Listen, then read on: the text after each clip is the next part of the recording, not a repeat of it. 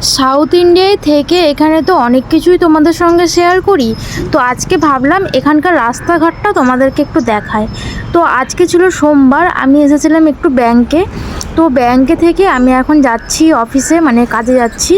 তো এই রাস্তাটা বেশিক্ষণ না, ওই হাতে গোনা 5 মিনিট মতো লাগবে হয়তো, মানে ব্যাংক থেকে আমার ওই অফিসটা। তো ওখান থেকে আমি হেঁটে হেঁটেই যাচ্ছিলাম। তো দেখো রাস্তাঘাটটা তোমাদের একটু দেখায়। রাস্তাঘাটটা দেখো কতটা, মানে সারাটা দিন এই রাস্তাগুলোর ওপরে যে কত ধকল যায় একমাত্র রাস্তাগুলোই বোঝে।